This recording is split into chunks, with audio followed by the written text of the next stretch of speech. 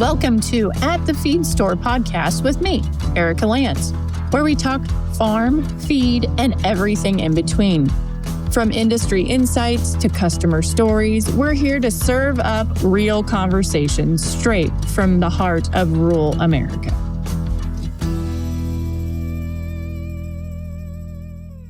Erica here with Feeders Grain and Farm Supply. I am down here at Julian Lumber. I've had the opportunity to come down and see what it's all about down here. So, Tony, can you talk about the history of this facility and how long you guys have been here? We started about in 74, 75, right into there. And Robert Julian stopped in and purchased his place and figured out he could make some money with some fence posts. And so we've been rocking and rolling ever since. And we treat creosote and CCA fence post here and round posts and poles. And we've been doing it. I've been here since 2000. Perfect. So when you talk about the process, can you kind of run us through the process and what you guys utilize? So it starts from the raw lumber. Yes. Yeah. We bring in tree linked timber and our guys down here, they'll unload it and cut it to length that we need. And then they'll go through our peelers and then they debark them and turn them and everything. And then they'll shoot out to the green chain or the green chain where they unload them by hand, and then they bundle them up, and then we let them air dry, and then we'll send them to the treaters and then let them treat. Well, perfect. So the one thing that we utilize the most at Feeders Grain is the creosote post. Mm-hmm. And can you kind of talk about how that process works and what you guys are actually doing from the aspect of how those are treated and what you want those to look like once they're treated? Yeah, they're pressure treated. We have a big cylinder that they'll load them up on some buggies, and then they'll send them into the cylinder, and we'll close that big door and we'll vacuum seal it and pressurize it, and then they get the creosote put into them, and it takes about 2 or 3 hours depending on the size and stuff to do that. So we usually do it at least 2 treats a day. We try to. Okay. And how long does it take from the time that you get the raw post in to the time that you have a finished post, say a creosote? Summertime, a lot more heat. They'll dry a lot quicker. So it might take a couple months for that post to dry. So we got a lot of inventory here. And we just pick from the driest inventory. And that way they can treat them good. So when we talk about the dryness, how we're treating things, you guys have a protocol that you utilize to know when things are ready throughout that process, yes, correct? Yes. We have moisture meters. We test and see how much moisture is left in that post and everything. And that way we can know exactly if they're ready to go or not. Right. So with your finished product, when we kind of talk about the creosote, so do you want that post completely saturated, or how should that post look as a finished product to a consumer? You can't really treat the core, the heart, so it you can't get that treatment in there. But we need to surround it and everything. That way, it protects the wood itself. So, what's the overall goal when we talk about why do we have treated posts? What's the versus doing a raw? Obviously, we know that's not going to last as long, but CCA versus a creosote, what is the intent for those and the aspect of why? A lot of people think that a creosote is just a better, superior product. You got these old farmers that they swear by the creosote. Do you think longevity-wise for creosote, if they're put in ideal areas and say a CCA put in the same, your creosote is going to last longer? Yes, I believe so. Yeah. But you get Louisiana and down in the South, Texas, they don't really want creosote. They'd rather have the CCA post.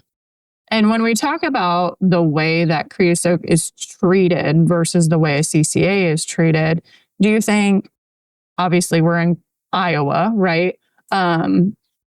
Treating CCA with, it's a water type bath that you utilize to infuse it versus your creosote would be an oil base.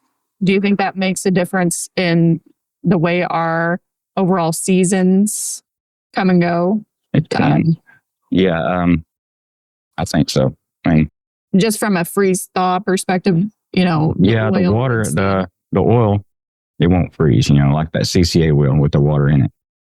The CCA, we get it in a concentrate, and then we mix it with the water, and then we put it in there. And it has to be really dry for that water to take, and that CCA chemical as well. But the oil, it's hot, and we can pressurize it in there a little bit further and deeper. So, up north, I think the creosote would last a lot longer. And it essentially makes that water, pushes the water out and penetrates it with the oil. Yes. So that's one thing that's helpful for all of us. There's a lot of people that have posts that they've had for a very long time. And they swear by the black post. That's right. Is what they want. And they know that those posts will last them a long time. And having the business, I've taken it over. But prior, I know Jim did use you guys. And that's what, Feeders Grain is known for, is selling the black creosote posts that will last a long time. And you can tell just by going around to your facility that your overall quality and standards, you guys care about that. You care about what us, myself, and then obviously my customers are getting, because you want a quality product that comes out and that will stand up for people for a long time. And you can just taking a tour of this facility, they have done a wonderful job and keeping up this facility. It's, it's a lot of work, especially when you're talking about a lot of moving parts and pieces. And you can tell that you guys care when you come down here, and that, hey, we're all about quality. And if something doesn't meet standards, that you're going to set it aside and you're going to reevaluate it until it meets the standards necessary for your customers. Yes. And it's great to see a family-owned business, like myself.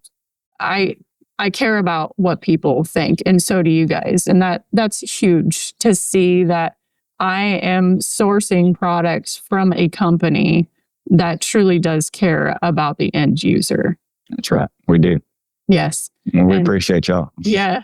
And so the big thing is that we carry creosote because of the longevity of it. CCAs are available, but what is different in the CCAs? How is that treatment on the CCAs? It's a 0.40. Okay. Meant for ground contact. Okay. So, I mean, they have a 25-year warranty on them as well.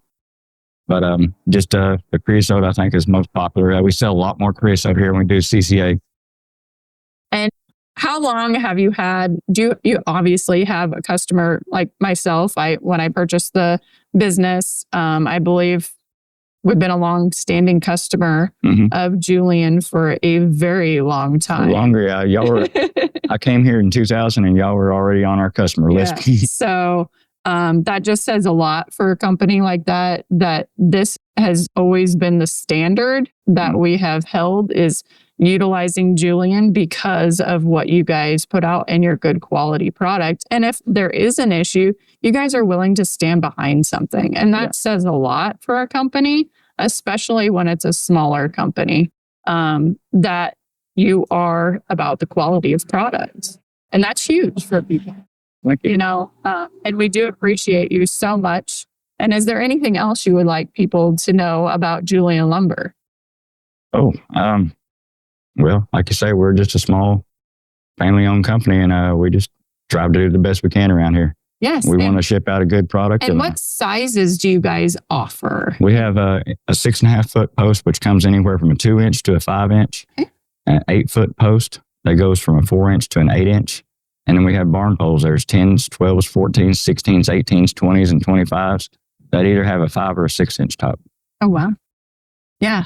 So you guys can kind of do it all. So you can do barn, and all of it is agricultural based that you guys are doing. And so there's options for people when it comes to sizing of posts. Is there a certain size of post that's a little bit harder for you guys to get and see consistently versus others? 3.5s. We sell a lot of 3.5s in Nebraska, and they're kind of difficult for us to get a hold of, in large quantities. But and do you see any like the 8-inch posts? Are those? They're fairly popular at times, but the 5-inch and the 6-inch and the 4-inch 8s, they sell better for us. Yeah. So again, here today, I'm with Julian Lumber, and we're so excited to be able to talk about what they have going on. And I appreciate you letting us come down and see you. And hopefully, if you guys have any questions, just let us know at Feeders Grain and Farm Supply, and we'd love to help you find what posts you need. Thanks for visiting at the Feed Store Podcast. Be sure to subscribe on your favorite podcast app and on YouTube so you never miss an episode. Follow us online and check out our full lineup of products on feedersgrain.com. See you next time.